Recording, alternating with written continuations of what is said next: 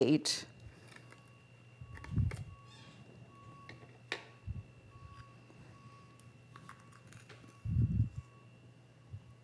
I don't know if you can tell, but you can see that this is also a different color of black.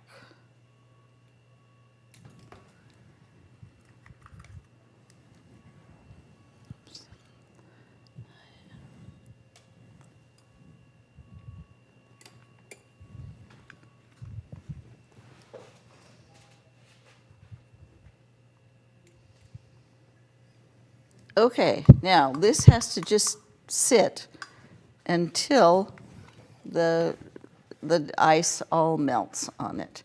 And then we wash it out just exactly the same as we do anything else.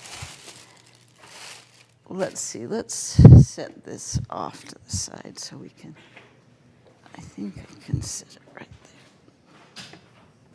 there. Okay. Now we'll put this other one over here and use it. And because I wanted to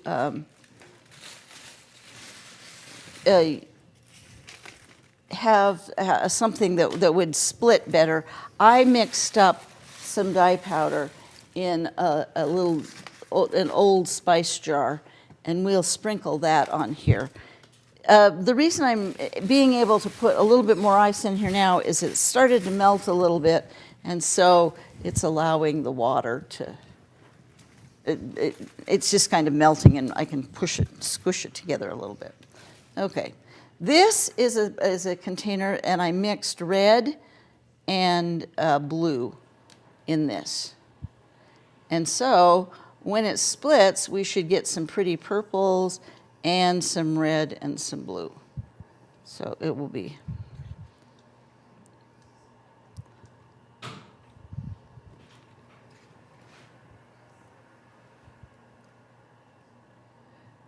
But do you understand the concept that you have to have a dye that has more than one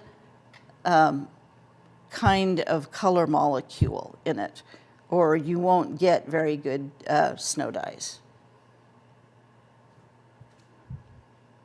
I can't wait to see this.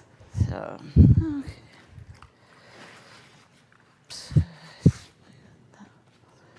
okay, we will put this one over to the side.